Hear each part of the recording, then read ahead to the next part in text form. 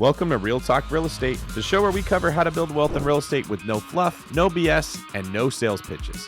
I'm David Greene, and I've been doing this for over 10 years. I've seen the ups, the downs, and everything in between. This is the show where we pull back the curtain and show it to you too. So if you want to build wealth through real estate or you just love learning about it, you found your home.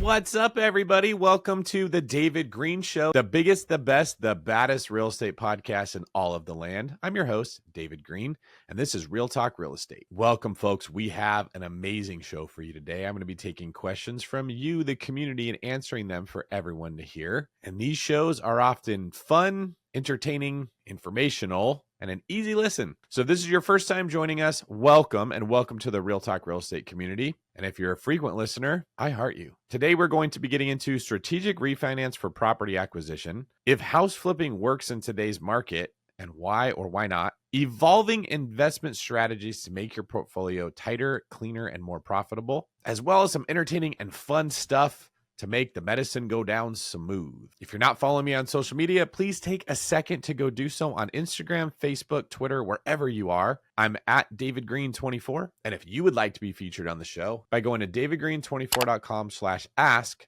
where you can submit your question after you see what I got going on. Today's podcast will be brought to you with minimal advertising interruptions. We do this to make the podcast a better overall experience for you, to make you love it, and hopefully to make it so you're more likely to share it. So you can help me a ton if you subscribe to my YouTube channel, The David Greene Show, like the video and share it with other people, and make sure you subscribe to the podcast on Spotify or Apple Podcast. All right, let's get to our first question coming out of Elk Grove, California. I was wondering if flipping houses in today's real estate market is still a good business to pursue. I just recently moved up to Elk Grove, California, and not much up here to do. So things are still reasonable. There are a lot of new homeowner or home builders here. So I thought it could work, but I'm not sure. So I thought I'd ask. All right, so the question is home flipping still a viable strategy? And it would appear that it's not to this caller. All right, Elk Grove, California, if y'all don't know, is a suburb outside of Sacramento. It's kind of as far away as you can get from Sacramento, but still be considered in the greater Sacramento area. If you're like me and you're a nerd and you like to study patterns in real estate, you notice that some of these areas become commute areas or bedroom communities. That means people go out there to get a bigger house for less, to have a safe place to raise kids, and then they commute into the greater area like Sacramento. Atlanta has areas like this. Austin has areas like this. New York has areas like this. San Francisco has areas like this. Pretty much every large metro will then have suburbs outside of it where people go to raise families. And when they're single or they don't have kids, they tend to live closer to work. Now, the concern was, I can't find anything to flip in Elk Grove. You hit the answer on the head as to why that is. A ton of builders are building out there. Most people go to an area like Elk Grove to buy a property that's big and nice, and builders can do that better than flippers. So right off the bat, part of your problem is the location. If you were in Sacramento, you'd have a much easier time finding something to flip. You can target distressed, beat up properties that have been sitting on the market for a long time, or even something that someone wants to sell without a realtor that you're always going to get at a huge discount. Side note, I just got to let you guys know what goes on behind the curtain in real estate sales. So much of the time when someone says, I don't want to pay a realtor's commission, they think they're saving money. They sell their house for so much less than they would have with even a bad realtor that at least put it on the MLS, that they're not saving money, they're losing money. But you can work this to your advantage when you're the buyer looking for a house that a realtor is not marketing. If it's not in the MLS, less people are going to see it, which means you're likely to get a better deal. But you can still get deals in the MLS. In fact, I bought 3 houses in Oklahoma in the last 45 days. 2 of them are going to be flips. One of them I kept as a BRRR, but I could have flipped it and made $45,000. Now, why is that happening? It's because there's less competition for these properties. Less investors are trying to get them, which meant I had the opportunity to make some decent change. In Elk Grove, California, you have a lot of people that are looking to do the same thing as you. It feels cheap for the area, so more people are going to be drawn to it. And it's easy to find comps for that area because so many new houses are built that are all in the same price range. So here's my advice. You got to find a better market to flip in. You got to find something where there's more distressed properties, but there's still demand to buy. Here's my formula if you want to take notes for how to find a market to flip in. First off, you want the right architecture on your comparative market analysis, or a CMA. If you're a realtor, you know exactly what a CMA is. If you're not, it's a tool that we use as realtors, and it's one of my favorite tools to determine the demand in any given market compared to its supply. We pull up a list of all the active homes for sale, the homes that are currently in escrow called pending, and that have previously sold. Now, when you're looking for comps, what you're usually looking at is the houses that have already sold. Those are the comparable sales that an appraiser would use. But as an agent, I'm looking at more than just the previously sold homes. I also want to know what's on the market right now that's under escrow and what's actively for sale. So many people skip over that pending category, but to me, that is the most important category of all three. See, if I'm looking to put your house up for sale, I want to know what are the houses that other people wanted.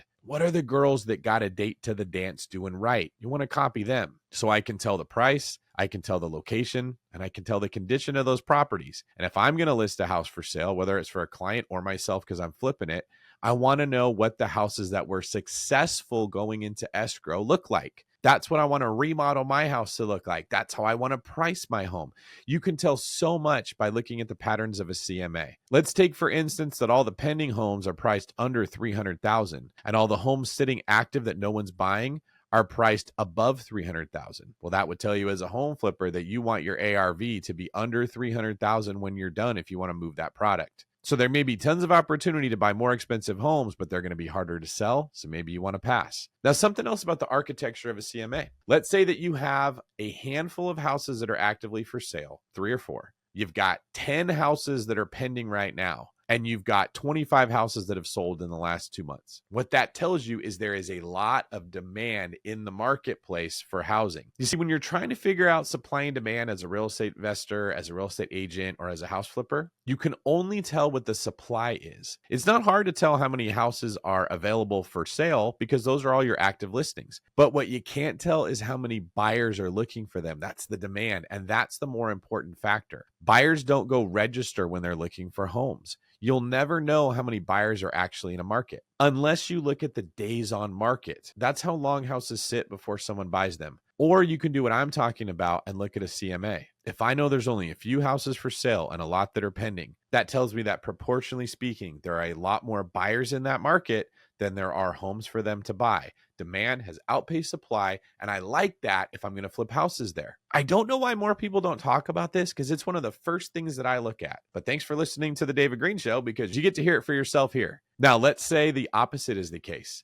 There are 15 active homes for sale in the price range of the property you're considering. There are 3 houses that are pending for sale. That tells me that there are less buyers looking in that market than there are homes available for them to buy. That's going to make my days on market go up, which is an indication of a lack of demand. I don't want to flip in that market unless I have a screaming deal. You may be able to get your remodel done at a good price and have a great product to sell, but if you're competing with 15 other properties and there's only 3 that are pending, the odds of you selling it quick are very low. All right, let's put all this together. When you're looking to flip houses, you want to try to find a market where there's not a lot of other product available for sale. You want to try to avoid a market like Elk Grove where there are a lot of brand new construction homes for sale that the buyers want more. You want to look at what price point the houses are moving in. Don't be above the price point that the buyers are showing you that they want, indicated by a large amount of pending listings under that price point. And you want a few active homes for sale, a lot more pending, and a lot more sold.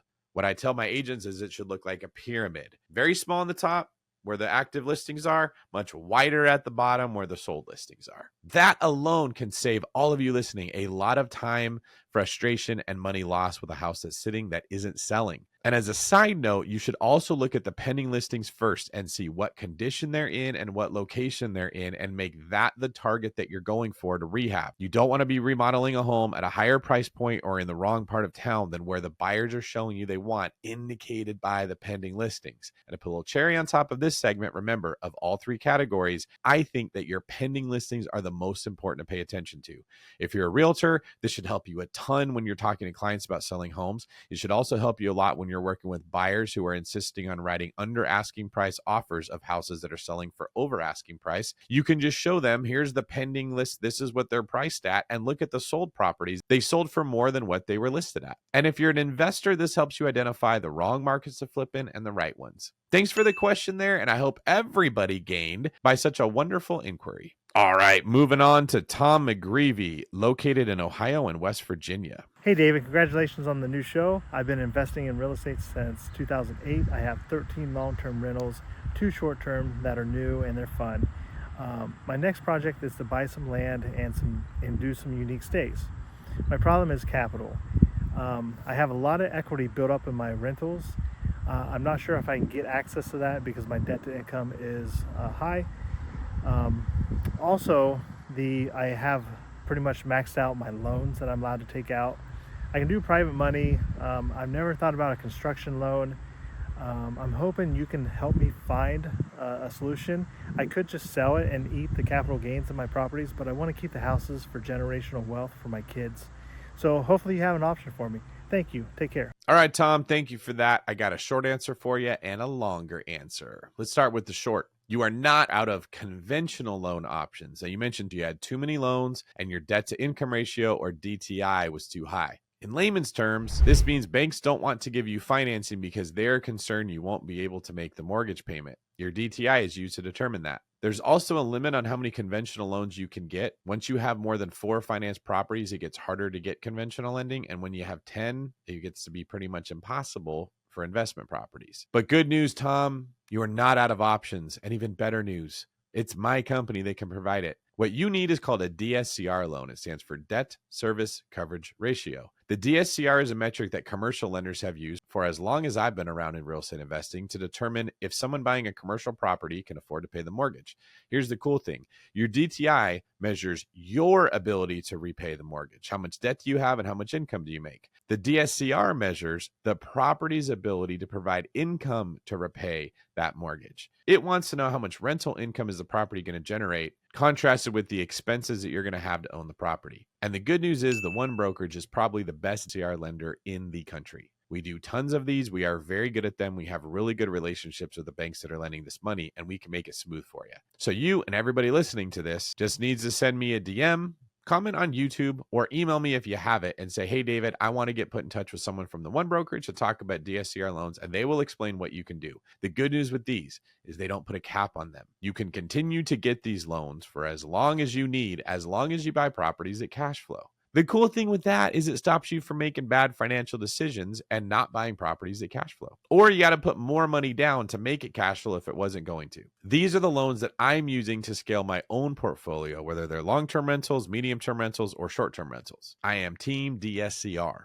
In fact, DSCR here stands for David Says Consume Real Talk Real Estate. All right, now let's get to the longer answer for the question. It sounds like it's not just about getting more loans. You're having a harder time getting the money for the real estate. That's why you're considering selling existing real estate to buy more. This is a problem a lot of people get into when they're trying to scale a portfolio. And scaling a portfolio is very popular because this is what you hear everyone saying the point is. Get more, more, more. Cookie Monster. More cookies. Hungry hippos, grow that portfolio. But what happens when you grow your portfolio past your ability to continue to put money down on the house? That's so sad. How do we fix that problem? Do we sit and cry about it? Do we suck our thumb in the corner? Do we get into Forex or crypto trading like those Generation Z 14-year-olds are telling you to do on TikTok? No, sir. We use the Pillars of Wealth system.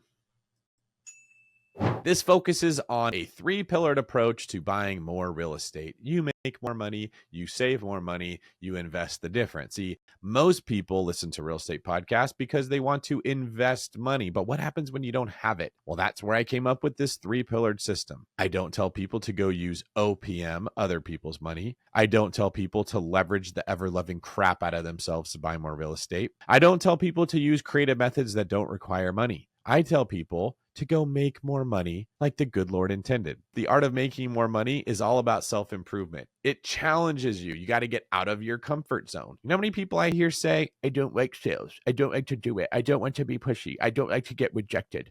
It is hard. Can't I just have a job where I show up and someone else gives me money to do the work? Of course you can, but you'll never make as much as sales. Why? Because things that are harder pay better. The weights that are heavier make you stronger. The movies that are better win more Oscars. The food that tastes better makes you happier. You see where I'm going with this whole thing? It's okay to try to be better. Focusing on making more money, building up your offense is going to force you out of your comfort zone. You're going to learn new skills. And even more importantly, it's going to force you to shed the bad character traits or the elements of your personality that are getting in your way. Did you have a rough childhood? Do you struggle with low self-esteem? Are you more comfortable hiding in the shadows and being a wallflower? I get it. I spent a lot of my life like that too. But what pushed me out of it? Ambition. The drive to have more forced me to get some help, get over my issues, go start businesses, get kicked in the teeth, but most importantly, get better. In fact, it's not just my opinion that self-improvement can be a good way to help overcome childhood trauma. Let's ask an expert. Hey, this is David Greene. Am I talking to Bruce? I'm Batman. All right, cool. I got a question for you. You went through some childhood trauma. In fact, I hope you don't mind me bringing it up, but my understanding is your parents were murdered by ruthless criminals in a corrupt city called Gotham before you were able to stand on your own 2 feet and really learn what it was to be a man. So I wanted to ask you, did you ever think about just throwing in the towel, learning to play the guitar, spending your life making music at dive bars, telling your sob story to girls when they were drunk, and making a living, getting gigs? No, Dave, it was never even a thought in my mind. All right, well, how did you deal with trauma like that? I knew I had to be stronger, tougher, better. You can catch my story in Christopher Nolan's amazing trilogy, starting with Batman Begins. All right, fine. If you don't want to tell us about it here, I guess we could go watch the movie. Bit of shameless self-promotion, though, don't you think? Okay, fair enough. I'd just like to know your advice. Do you have any regrets about committing yourself to excellence and hitting the peak human performance? Do you have any regret about the effort that you put in to self-growth? You didn't bring me on the podcast because I'm basic, did you, Dave? They don't call me Basic Man. Fair point, Bruce. In fact, when I look around, I see a lot of single women saying, where did all the real men go? Exactly. They're out there, improving their offense, thinking ahead, outsmarting their enemies, and cleaning up their own streets. All right, so it sounds like you agree with me that pillars of wealth is the way to go. People need to focus on being better versions of themselves and use it as fuel to overcome some of the childhood trauma that may have held them back or caused them to not hit their potential. Yeah, you just say it with a lot more words than I would. Fair enough, Bruce. I'll work on that myself. Now, the other part of pillars is defense. This involves living on a budget. It's not very popular. I don't think people like to hear this because the point of real estate investing to most people is to have an easier, more luxurious life. And while I do hope it improves people's lives, I'd also like them to consider that spending more money, having more things, and living a more luxurious lifestyle is not going to be fulfilling in the end, but increasing your security and your ability to save others through having greater financial means will give you a better life. So let's sum this up for you, Tommy. We can help you with DSCR loans. That's the option that you want. You should hit me up. You should let the One Brokerage, today's show sponsor, do those for you. You should DM me and I'll get you in touch with them. You should read Pillars of Wealth, available on Amazon or biggerpockets.com. You should focus on saving more money, making more money, and being more like Batman. And this is a great segue to talk about today's show sponsor, the One Brokerage. As mentioned, the One Brokerage is the best mortgage company in the country. We can finance your real estate with DSCR loans, conventional loans. We can do HELOCs on primary residences or investment property. We can finance rehabs like the flip question asked earlier. And we can finance the rehab portion of the flip. So whether you're doing a flip or a BRRR project, we've got you. We also have very low rates and very skilled loan officers. And most importantly, you're not getting ripped off because you're using somebody that you can trust. Now make sure that you DM or email me. I'll put you in touch with somebody from there. Let us know what your plan is to scale a portfolio or create a lifestyle that you want, and we will help you with the loan products that will help you get there. And mention that you're a fan of Real Talk Real Estate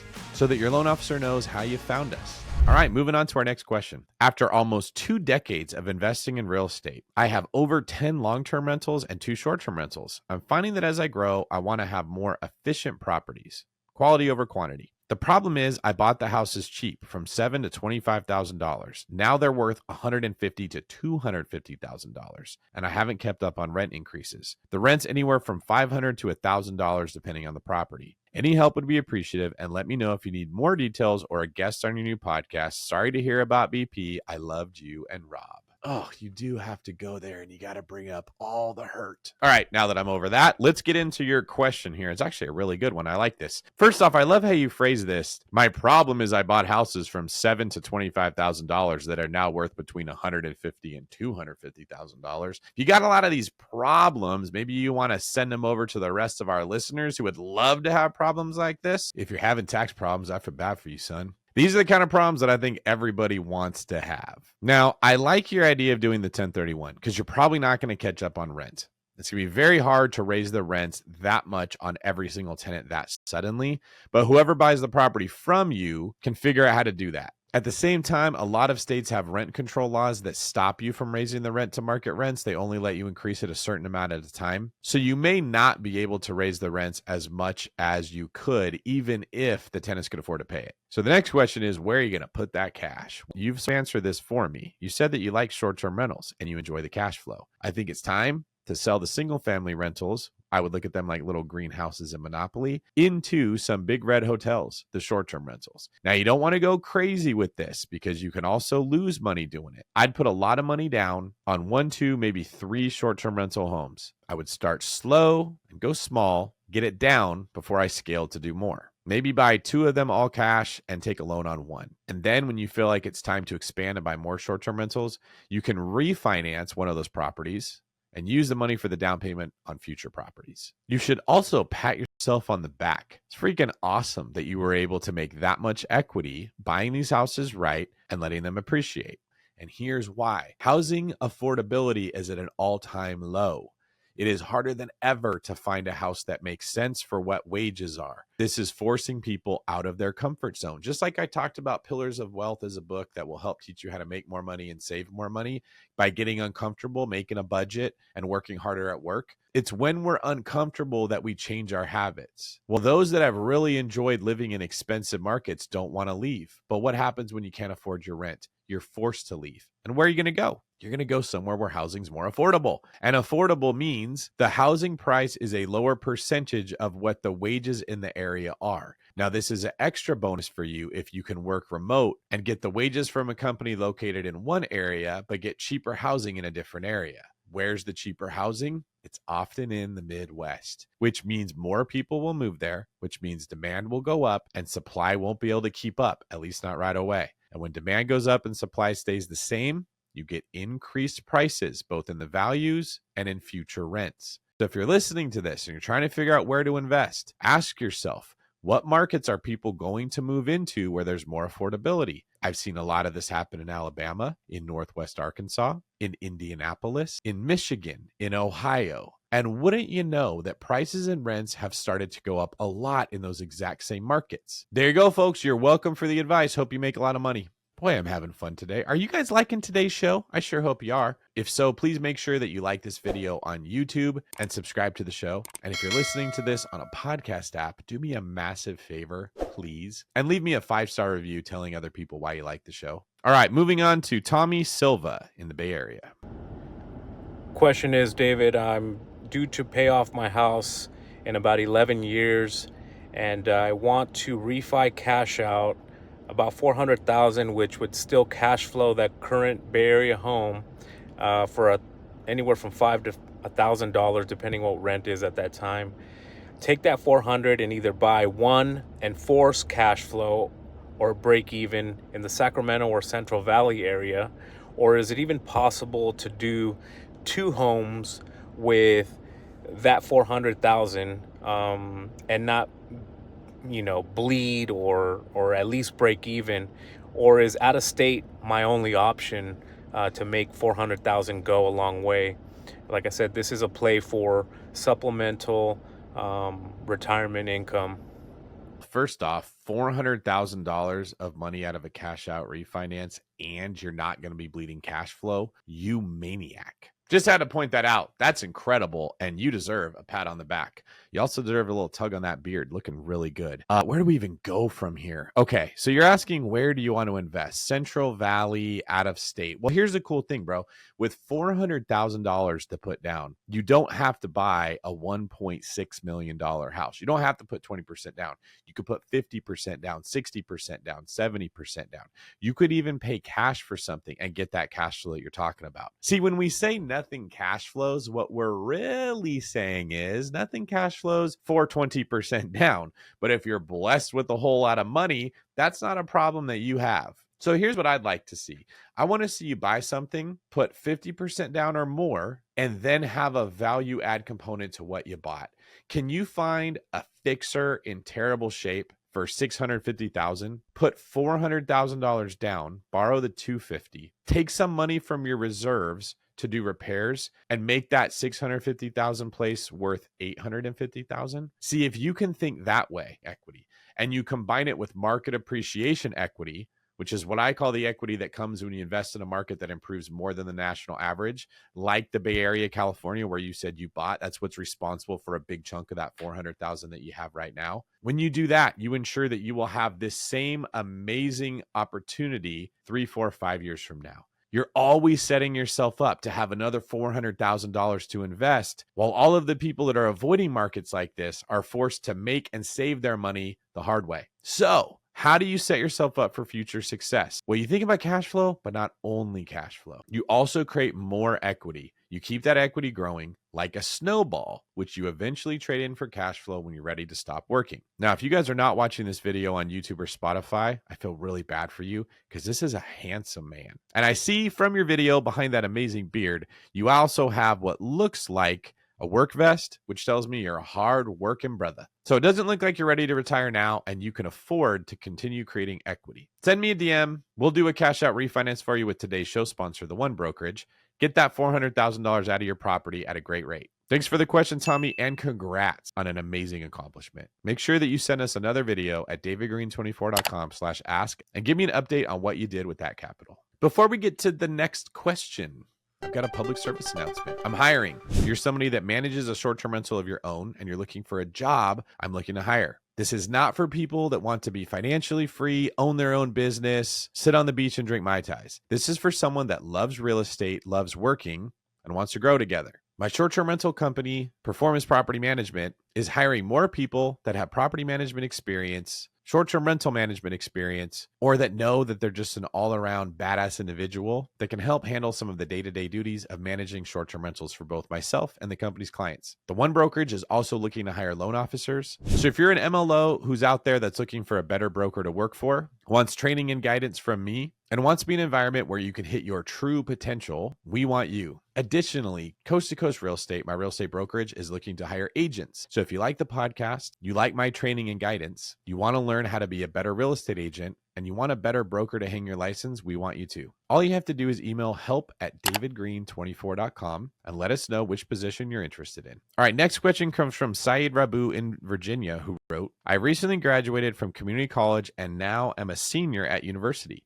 My immediate goal is to house hack, but I don't have a W-2. I can start a business making $5K a month, but I don't have any co-signers. I've been told that qualifying for an FHA loan for house hacking won't work in my situation. Should I change my investing strategy and look into something like BRRRR, keep searching for lenders that would consider me, or look for other loan options? I was hoping to start my real estate investing journey through house hacking, but it's not working out as planned. Man, this is such a good question. Written, explains everything, and you can just see the ambition coming out of this person, the great attitude they have. I have no doubt, just from reading this, Saeed is going to be a successful person in whatever they pursue in life. Here's how I'm going to answer it. Most gurus out there are going to tell you, oh, are you not able to get a loan? Get a cosigner. Get somebody else's money. Find creative financing. Do something to make it easier for yourself. Here's what I'm going to say. Why can't you get a W-2 job? I understand that you're in university and you didn't mention what you're going to school to study, but I'll tell you this. When I was in college, I went to university and I still worked 5 to 6 days a week. I just went to school, went to work, came home and did my homework. What did I sacrifice? I sacrificed a social life. I sacrificed comfort. But when you're young, what do you really need those things for? So for anybody listening to this who's in college, if you're working, hats off to you. Ask yourself if you're working the best job you could possibly have. And if you're not working, ask yourself if you could start working and saving money for your future. Now, you say you can start a business making $5K a month. We have loans that will allow you to get financing for real estate even without a W-2. Owning a business. They're just a little bit different. You also mentioned that you can't get an FHA loan for house hacking. Well, you don't need an FHA loan. In fact, if no one's told y'all this, let me say it now. In the majority of cases that I've come across, an FHA loan is not the best option for someone that wants to buy a primary residence. We do loans at the One Brokerage. My recommendation for people when they come to us is they get a conventional loan instead of an FHA. Now it's 3% down instead of 3.5%, so you're saving a little bit of money there. But more importantly, the PMI on a conventional loan will go away when you hit 75 to 80% loan to value. PMI is an additional expense that you have to pay when you don't put 20% down. But the FHA loans have MIP. That's their version of PMI. It never goes away. I bought probably back in 2015, 2016. I'm still paying MIP on it almost 10 years later. Would you like that? I don't blame you. So take my advice. Come to Uncle David. Let me put you in touch with one of the loan officers at the One Brokerage so we can avoid that catastrophe. I think you need to stick with house hacking, but I think you need to look in some creative opportunities here. Seriously, send me a DM. I'll get you in touch with one of our LOs, and you can talk about what you would need to do different to get the loan. Don't give up on this dream. All right, moving out of the video section and into the comment section. This is a segment of the show where I read comments from my YouTube channel, my Instagram channel, or wherever you've been leaving them. So please, if you're listening to this on YouTube, make sure you leave a comment about today's show of something you thought was interesting or funny, what you liked, or even what you didn't like. And if you've not following me on Instagram, you can do so at David Greene 24 and leave comments there because we read them and we need them for the show. First comment, glad you're on YouTube. I've listened to you for years. I appreciate your perspective from Free the Markets. Well, thank you. There's very little that makes me feel as good as somebody appreciating my perspective, other than maybe appreciating my muscles, my different accents, my quick wit and fast thinking, my appreciation for Batman, my love of Christopher Nolan movies, my vast knowledge of hip-hop culture, my love of the instrumentals of Shook Ones Part 2, and the fact that my biceps are bigger than Brandon Turner's. Next up, from Robilt. Man, that name sounds familiar. How do I know that? Can I be your first guest? Well, Rob, I don't know if you can, but I don't know that I've released a show with a guest, so maybe we could. Maybe we could put something together and we could talk about what really went on behind the scene at Bigger Pockets. Next comment, I'm hoping to hear strategies on everything that could go wrong with the BRRRR method. Rookie mistakes and some of those things missing from the BP podcast from Abby Joy 9. That's actually a very helpful comment. I really like that. And I should do a show on what could go wrong with BRRRR. And how do you decide a house is good for house hacking in terms of location, size, population, etc.? From Mary Louise 1. Really good question there. First thing when you're looking at a house hack is, are there people that want to rent it? If you're splitting the house into separate units, you need to ask the question of, are there people that are looking to rent apartment style homes? If you're going to do rent by the room, you have to ask, is there a good demand for people that want rent by the room homes? You can do this by searching Facebook Marketplace or other places where people are looking for houses to rent. The next thing you do is you look at the actual floor plan.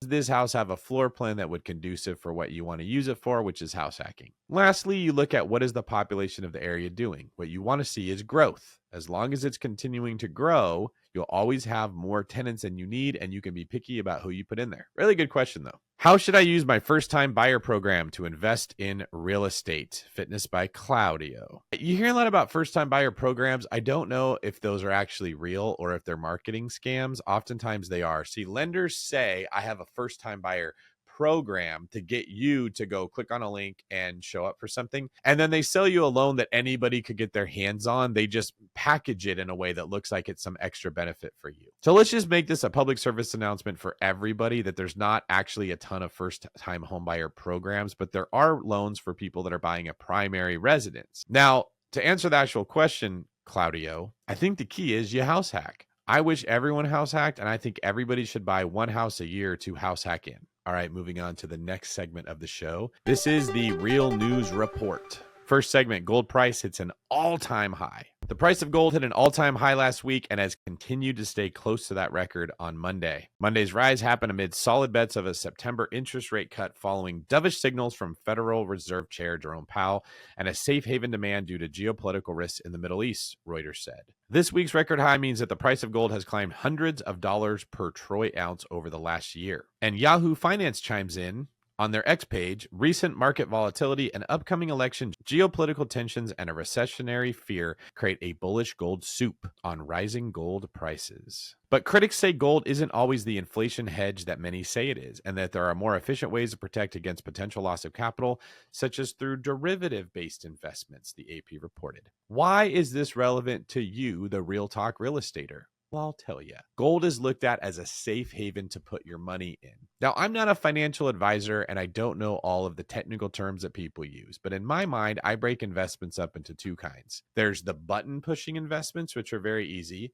and there's the hand-on investments, which are not. So what's a button pushing investment? This is something that I can push a button on a screen and invest in. Stocks, bonds, gold, crypto. If I can pull something up on a computer screen or on my phone and I can buy it on Robinhood or Coinbase or something like that, I can compare that investment to the other kinds of investments I can buy the same way. I can get a certificate of deposit at a bank. I can buy mutual fund shares, or I can buy bonds. Those investments are usually less work and easier, but not as profitable as hands-on investments. A great example of a hands-on investment would be real estate. No, it's not free. That's the point. You got to invest your money into it, and then you have to improve its value, which is going to take more work, some elbow grease, some oversight, and some skill, which is why you listen to podcasts like this one to teach you how to do it proportionally. So if we see people are buying more gold, it is reason to believe that more money may be flooding into real estate sales, which could increase the value of properties at a faster rate than they've been. All right, moving on to the next segment of the show. Quick hitters.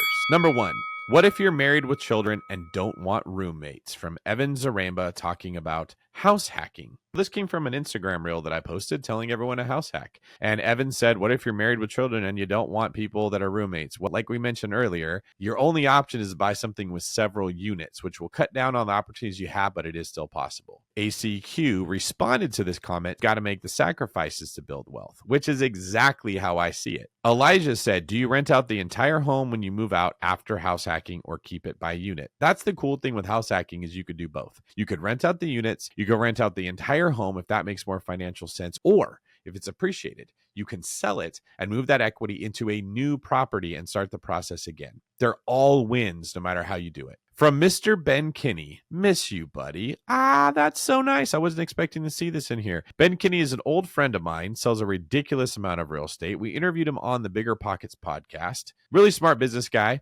And he even made the CRM that my real estate agents use, Brivity. Now, if you are a real estate agent and you want better training, you want a better broker, you're tired of chasing the cheapest commissions you can have or discount brokerages that offer you silly perks, and you just want good, old-fashioned, solid, real community, I would highly recommend you check out Coast to Coast Real Estate. Now, you're not going to find anything about it on the internet. There isn't a webpage. The only way you can get in on this opportunity is by emailing me directly. If you want my email, send me a DM and ask for it. I also need brokers in different states to hang their license with the company so I can recruit agents. So if that's you, you're a broker and you're looking for a new opportunity, or you're an agent that wants more training, please reach out. All right, moving on to the next segment of the show, viral clips of the week. We had a workshop called How to Manage an Airbnb. Wow. And we bought an Airbnb property. We actually have someone staying in it currently. You do? Really? Yeah, for the summer. Now, are these things that you had any idea about No. before? I Do any mean, of your friends know about this? Like when No. you go to soccer and you're talking to kids from other schools, are they also managing their own Airbnbs? No, not at all. No, they're not. Okay, great. So are students like you the ones that are responding back and forth to inquiries? Right, so our leader for the workshop, Jamal, we would all look at a message from someone together. But you guys we were were all involved. working together to decide on it. We practice those life skills in what we call workshops in the afternoon, in our afternoon block, and we're learning things like financial literacy, money management. Yeah, imagine finding out that your landlord is a 12-year-old. That's the case. And if this doesn't go to prove my point that younger people are capable of so much more than we assume in this country, I don't know what does. Now, does he have some oversight? Is there someone with some experience watching over this? Yes. But imagine the confidence this kid is going to have to buy real estate, start a business, go to school, do anything hard after he's already had a trusted adult help hold his hand and walk him through what it is to manage a short term. I love it. Let me know in the comments if you are helping your children prepare to win at life by teaching them about money, business, or finances. Look at these cheap mansions in Detroit. You can drive through and see these grand houses, and you can get one for about $700,000. They used to be about $500,000, but over time the price started going up. I say that these houses are cheap because if you look in other parts of the country like California, these houses at the same size cost up to like $8 million. That's how much they usually start at, actually. Let's say if you wanted to move to California, the thing I would do is I could get a house here, live there for like 3 to 5 years, let it rise in equity, and then eventually have more money to get started. But it'll probably take a long time for a house here that costs $700,000 to gain equity that'll get you an $8 million house in California. So you'll probably have to buy a few properties. The question is, would it be worth it to you to invest in a cheap mansion in Detroit and buy other rental properties and then move to California? Because that's a strategy that can be faster than getting money in other cities that don't cost as much. So would you move into one of these mansions in Detroit, the cheap mansions? Let me know in the comments. All right. This is an example of market appreciation equity that the creator is saying would go up in value. Here's my concern about the logic. He mentions that these same properties in California might be worth 5 to 8 million or so, but they're only 700, 800,000 in Detroit. It's a big assumption that because California real estate has appreciated to that degree, that Detroit's will also. And if you make that assumption incorrectly and market appreciation equity does not happen, you're left with something that doesn't cash flow, you may not be able to sell, and it's going to cost you a lot of money. Now let's talk about what does make properties appreciate. And this comes right out of my next book, Cash Flow Crisis. When a buyer is willing and able to pay more for a property, you will get appreciation. What makes them willing to? Well, there has to be a lack of supply, because if more mansions are built in Detroit, why would you pay more money for a new mansion when they're building more mansions and the price can't go up? The person also has to be able to determine if they're able to pay more. Their debt to income ratio has to support the higher price, which means they have to have less debt or more income. When you want to put the odds in your favor, you need to buy in an area where wages are rising faster than the national average. Is that happening in Detroit? It's definitely happening in California, which is why you see the value of the real estate go up so much. Wages go up fast, and it's hard to build new houses because most of the popular areas in California are built out. I don't know that that's the case in Detroit, Michigan, so I don't think that the logic would apply. This gentleman is again describing market appreciation equity. So he's buying properties in areas continue to appreciate, likely because the wages are higher and the supply is constricted. And we've had one of the best economies ever in the last 6 or 7 years because we printed so much money and rates were so low. This led to way more than normal harvests of market appreciation equity. So people can come on and they can say things like, buy and just wait 5 years and take a whole bunch of money out and do it again. And then you hear people on podcasts talking about this. It seems like everyone is a genius investor that bought in the last 5 years, and they're all going on major real estate podcasts to share that story. But does that mean that this strategy will continue to work? It's likely to happen if we don't hit a recession, and it's even more likely to happen if we keep creating more money. But that isn't going on right now. In fact, the Fed is trying to do the opposite of that. And I call this concept natural appreciation in cash flow crisis. So keep an eye out for my next book so you can learn these concepts and you can learn to play the markets the right way. And in the meantime, do not assume that any real estate will be appreciating over the short term. Let me know in the comments if you've ever been burned with strategies like these, assuming things would continue to go better because you listen to podcasts that only told the stories of people that made money and conveniently left out the stories of people that lost it. All right, moving on to the last segment of today's show. David's Deal or David's Dilemma. This is a segment of the show where I talk about a deal that I'm buying or a dilemma that I am facing. And today, we've got a dilemma. This week, I found out that furniture that was ordered for a short-term rental of mine that the city hasn't let me use has been sitting in a warehouse for 9 months. During that period of time, boxes were not open that contained mattresses. And I just found out that if you don't open the box that contains a mattress soon, the mattress does not expand and doesn't work right. Some of you may have already known this, but I'm not too proud to admit I had no idea. So if you're going to be ordering furniture, especially bed mattresses, you got to get it out of the box faster. Hopefully that saves some of you guys some money because it cost me some. I'm also dealing with an issue on one of my Arizona long-term rentals. I found out that my property manager had not increased the rent in years. I took the properties away from him and gave it to an in-house property manager who's currently taking care of these properties, and she's doing great. As a side note, Angela also puts together my newsletters Behind the Shine and Seeing Green. So if you're not subscribed to a free newsletter that shares what's going on in the world of real estate as well as what's going on in my world, you're crazy. Make sure that you sign up by DMing me on Instagram the word text, T-E-X-T. You'll get a prompt to sign up for this free newsletter that will make your Fridays and your Mondays way better. I promise you. There you have it, folks. What goes on behind the curtains in real estate? Giving it to you, real talk. All right, everybody, I had a really good, fun time on today's show, and I hope you did too. We also got into a lot of different topics, including the strategic way to refinance a property, ways that you can house hack effectively, safely, and comfortably, how to ensure you always have equity in the future when you go to refinance, and how to make sure that you don't erroneously assume it. If you enjoyed today's show, first off, thank you. Second off, I like you too. And third off, please do me a huge favor. Subscribe to the podcast on Apple Podcasts or Spotify. Leave me a review and then go follow my YouTube channel where you will get free content all the time, often when I'm going live so that you get notified when I do. And lastly, if you like these shows and you want more of them, I can't make them without you. Please go to davidgreen24.com/ask where you can submit your video to be featured on today's show. And as a gentle reminder, if you were interested in hanging your real estate license, mortgage loan officer license, or working for my property management company, make sure you DM me to get my email or email help@davidgreen.com. I'm David Greene, and this has been Real Talk, Real Fun, and Real Funny. We'll see you on the next episode of The David Greene Show. And check out the show notes to see how you can connect with us. Thanks for listening to Real Talk Real Estate. If you would like to be featured on the podcast, I'd love to have you. Visit davidgreen24.com/ask and submit your question there. Also, please do me a huge favor and share the show with someone that you love that you think would benefit from this message, and make sure you're subscribed to get notified for future episodes. If you want to reach out directly, you can also DM me on Instagram or social media, and check out davidgreen24.com.